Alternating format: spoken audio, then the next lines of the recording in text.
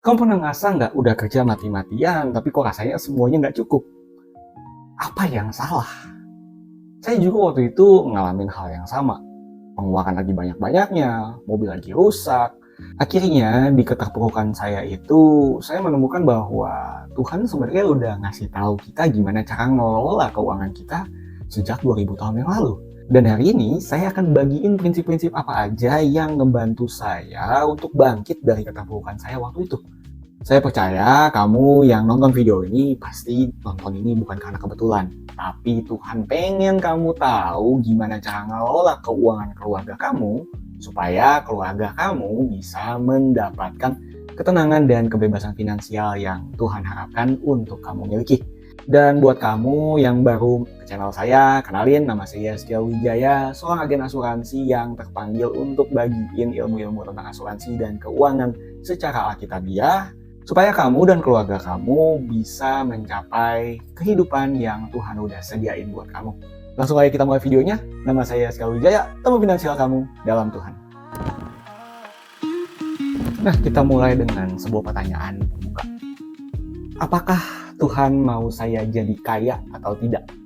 Ini pertanyaan mendasar yang sering banget saya juga temuin dan saya juga suka nanya gitu sama Tuhan. Tuhan, apakah saya nanti diizinkan kaya atau saya harus hidup layaknya pastor yang kerjanya ya secukupnya aja gitu. Tapi setelah saya belajar lagi tentang tokoh-tokoh Alkitab dan yang paling kena tuh belajar tentang Bapak Abraham. Abraham dipanggil untuk keluar dari rumahnya, sebelumnya memang sudah kaya. Tapi pada saat Tuhan memanggil dia keluar, Tuhan menjadikan dia sangat kaya. Sangat kayanya bahkan dengan ternak dan emas dan perak gitu. Dan di Taman Eden pun Tuhan udah menyediakan emas, padahal di Taman Eden nggak ada toko. Kita kayak buat apa emas di situ? Tapi ya Tuhan udah menyediakan semua itu, dan basically Tuhan pengen kita juga pastinya memiliki kecukupan. Kecukupan di mana kita bisa mengurus keluarga kita dan juga bisa jadi berkat bagi orang-orang di sekitar kita. Nah, tapi kita lanjut ke pertanyaan yang kedua. Saya udah kerja mati-matian, saya udah habis tenaga saya udah nggak tahu harus mesti gimana lagi gitu untuk keluarga saya. Nah, terus kata Alkitab apa? Di Pengkhotbah 4 ayat 6 kita tuh diingetin bahwa segenggam ketenangan lebih baik daripada 2 genggam jerih payah. Artinya ya Tuhan pengen kita tenang, dan Tuhan pengen kita percaya bahwa Dia mampu dan Dia mau untuk melindungi kita dan juga untuk menyediakan segala sesuatunya buat kita. Terus pertanyaan berikutnya, kalau gitu nggak perlu kerja? Oh, tentu harus kerja. Karena iman tanpa perbuatan adalah mati, betul? Makanya ada satu quotes yang bener-bener ngena banget buat saya. Percayalah kepada Tuhan seperti semuanya itu bergantung sama Tuhan, tetapi bekerjalah sekuat tenaga seperti semuanya itu bergantung sama kamu. Saya lupa siapa yang ngomong, tapi itu ngena banget ke saya, dan sampai detik ini saya melakukan segala sesuatu sebaik mungkin. Dan saya menyerahkan semua itu selayaknya, semua itu Tuhan yang atur. Keseimbangan itu memang sulit untuk didapat, dan itu proses iman saya selama bertahun-tahun berjalan bersama dengan Tuhan. Makanya buat kalian yang nonton video ini dan pengen ngelola keuangan keluarga kalian secara alkitabiah, saya yakin dan percaya bahwa Tuhan juga memang memanggil kalian untuk mengelola kedekatan kalian atau hubungan kalian dengan Tuhan. Jadi setelah kita menjawab semua pertanyaan tadi, terus langkah apa yang kita harus lakukan? Nah, kalau saya boleh ngerangkum, langkah-langkah apa aja sih yang Tuhan pengen kita lakukan? Sebenarnya ada 3 langkahnya. Langkah yang pertama adalah untuk kita bisa menyediakan dalam iman. Jadi Amsal 13 ayat 22 mengatakan bahwa orang benar meninggalkan harta bagi anak dan cucunya. Tuhan memanggil kita untuk meninggalkan warisan gak cuma buat anak kita, tapi juga sampai ke cucu. Berarti kita harus punya long term view atau pandangan jangka panjang untuk mempersiapkan masa depan keluarga kita, sehingga nantinya apabila kita meninggal dunia, keluarga kita tetap bisa hidup dengan taraf hidup seperti sekarang ini. Dan ini yang jadi masalah. Banyak banget orang Kristen yang nggak menyadari bahwa kita nggak tahu kapan kita meninggal. Bisa aja kita besok meninggal. Lalu apa yang terjadi sama keluarga kita? Kalau saya boleh cerita, ada kisah nyata juga di orang terdekat saya. Dan ketika beliau meninggal, Puji Tuhannya beliau punya asuransi, sehingga keluarganya masih bisa ditinggalkan uang 1 miliar untuk melanjutkan hidup mereka.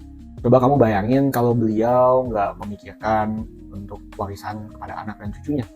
Beliau otomatis pasti nggak akan diasuransi jiwa, dan ya keluarganya harus terpaksa berhutang ke sana ke sini untuk menutupi hutang dan juga menutupi biaya hidup sehari-harinya. Dan langkah yang kedua, sebagai seorang kepala keluarga, kita juga harus melindungi dengan bijak. 1 Timotius 5 ayat 8 mengatakan bahwa orang yang tidak mengurusi keluarganya itu dianggap murtad.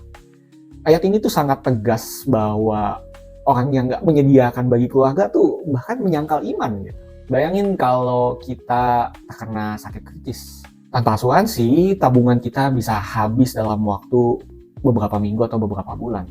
Karena biaya rumah sakit yang ya kita tahu operasi jantung ini bisa 200 sampai 500 juta. Belum lagi kalau kena cancer dan segala macam. Itu biayanya sangat mahal. Dan solusinya kita pasti harus hidup sehat, menyediakan asuransi kesehatan dan sakit kritis, mempersiapkan juga keluarga kita dengan dana darurat, dan juga memastikan mereka paham jika sesuatu terjadi sama kita, ada loh solusi-solusi seperti ini yang bisa mereka gunakan sehingga mereka juga nggak panik. Karena bisa aja kita kan kena sakit kritisnya, mengalami koma, atau kita bisa kehilangan kemampuan untuk berkomunikasi sama keluarga kita. Dan penting banget buat kita meninggalkan atau memberitahu orang-orang terdekat kita tentang gimana sih cara mengelola keuangan yang baik. Jadi makanya kita perlu bijak dalam memberitahu keluarga kita, terutama kita sebagai kepala keluarga, gimana caranya, misalnya amit-amit papa tuh udah nggak ada. Nah, langkah yang ketiga itu kita harus mempersiapkan dengan visi. Nah, di Matius 25 ayat 21, Tuhan tuh lagi muji hamba yang baik. Di sini hambanya tuh mampu mengelola talentanya dengan baik. Karena talenta yang diberikan tuannya kepada hamba itu menjadi 2 kali lipat. Dan di sini juga kita diingetin bahwa segala sesuatunya itu sebenarnya kita bisa siapin loh. Kita tahu kalau kita punya anak, pasti nanti mereka akan sekolah, bakal akan masuk kuliah. Kita juga tahu kita pasti akan pensiun. Dan kita juga tahu bahwa suatu saat nanti kita akan meninggal. Makanya di sini kita harus mempersiapkan semua itu dengan kita berinvestasi, dengan kita menabung, dan dengan kita membeli asuransi yang sesuai dengan kebutuhan kita nantinya. Kita harus menyisihkan minimal 10% dari penghasilan kita untuk kita simpan demi masa depan kita yang lebih baik. Nah, setelah kita tahu 3 langkah tadi dengan menyediakan, melindungi, dan juga mempersiapkan keluarga kita juga bisa ngambil langkah-langkah praktis lainnya. Yang pertama dengan melakukan budgeting. Kita harus mencatat pengeluaran dan pendapatan kita tiap bulan supaya kita tahu kemana aja uang itu bisa kita alokasikan. Ada satu quotes yang juga ngena buat saya. The money you doesn't know is the money you already lost.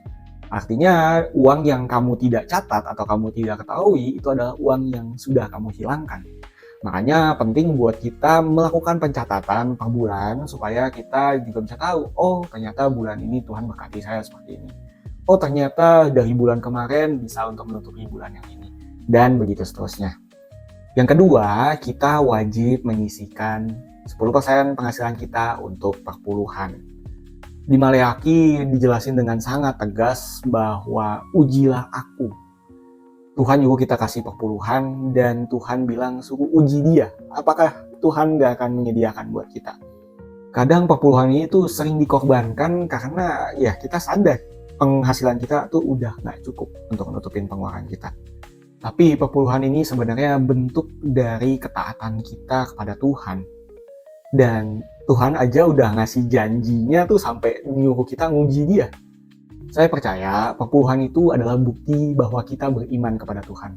Bahwa kita bisa hidup kurang dari apa yang kita dapatkan. Dan bahwa Tuhan telah menyediakan kita lebih daripada yang kita butuhkan. Makanya pastiin kalian jangan pernah skip perpuluhan setiap bulannya. Mungkin juga banyak dari kalian yang ngerasa, gereja saya sudah besar, buat apa saya perpuluhan lagi ke gereja tersebut. Tapi percayalah, yang Tuhan pengen kalian lakukan itu bukan ngelihat jumlahnya atau kepada siapa kalian ngasih 10% itu. Tapi yang Tuhan pengen adalah ketaatan kalian. Jadi pastiin untuk selalu menyisihkan 10% dari penghasilan kalian untuk dijadikan perpuluhan. Dan jangan lupa ajarin ini juga sama anak dan istri kalian. Percaya bahwa Tuhan pasti akan mencukupkan kalian. Nah, yang ketiga, kita bisa mulai menyisihkan 10 juta untuk jadi dana darurat kita. Pasti nggak akan cukup buat nutupin hal-hal lain, tapi setidaknya kita bisa punya uang untuk kita simpan kalau misalnya terjadi hal-hal yang tidak kita inginkan. Nah, langkah yang keempat, setelah kita memiliki 10 juta tadi, jika kita punya hutang, kita bisa mulai membayar hutang kita. Nah, kita bisa mulai bayar hutang kita dari yang bunganya paling besar. Contohnya hutang kartu kredit, bunganya kan bisa sampai 20% satu bulan. Makanya itu secepat mungkin kita harus bayar. Dan kalau misalnya kita masih punya hutang-hutang lainnya, secepat mungkin kita bayar hutang tersebut sesuai dengan urutan bunga atau urutan yang paling cepat bisa kita bayar. Dan setelah hutang-hutang tersebut terbayarkan, kita bisa mulai ke langkah yang kelima, yaitu menambahkan dana darurat tadi menjadi 3 sampai dengan 6 bulan dari penghasilan atau pengeluaran kita. Untuk pekerja kantoran, saya bisa saranin kalian bisa nabung minimal 3 bulan dari gaji kalian. Dan untuk para pengusaha, saya bisa saranin sekitar 6 bulan dari pengeluaran keluarga kalian. Nah, setelah kita memiliki dana darurat sekitar 3-6 bulan, kita bisa masuk ke langkah yang ke-6, yaitu mulai mencari asuransi untuk melindungi keluarga kita. Asuransi yang pertama, saya menyarankan untuk cari asuransi kesehatan terlebih dahulu. Karena biaya kesehatan atau biaya rumah sakit ini adalah biaya yang paling besar dan yang paling kita butuhkan di saat kita sakit. Kedua, kita bisa cari asuransi sakit kritis untuk melengkapi asuransi kesehatan yang udah kita miliki dan juga bisa menjadi pengganti income kita di saat kita kena sakit dan nggak bisa bekerja. Dan yang terakhir, saya menyarankan untuk kalian mencari asuransi jiwa, terutama untuk kepala keluarga. Karena kita sebagai pencari nafkah utama harus menyediakan untuk keluarga kita.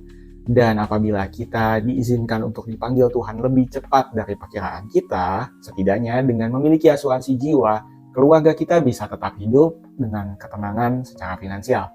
Nah, setelah keluarga kita terlindungi dengan asuransi, dana darurat, dan juga kita setia dalam perpuluhan, langkah yang ketujuh adalah kita harus belajar tentang investasi. Kalau kata Warren Buffett, kamu nggak akan bisa kaya sebelum kamu tahu gimana caranya membuat uang kamu terus bekerja di saat kamu sedang tidur. Prinsip ini penting banget karena kita nggak mungkin terus-terusan bekerja. Kita pasti ada waktu di mana badan kita udah nggak mampu kerja lagi. Dan kalau kita nggak ngerti gimana caranya membuat uang itu bekerja untuk kita akan seumur hidup bekerja untuk uang. Dan itu bukan yang Tuhan mau. Saya percaya Tuhan pasti menyediakan buat kita. Dan kalau misalnya kita fokusnya terus-menerus bekerja untuk uang, kapan kita bisa bekerja untuk Tuhan? Di sini kalian penting banget untuk ngerti gimana caranya investasi. Tuhan juga udah ngasih contoh lewat perumpamaan talenta tadi.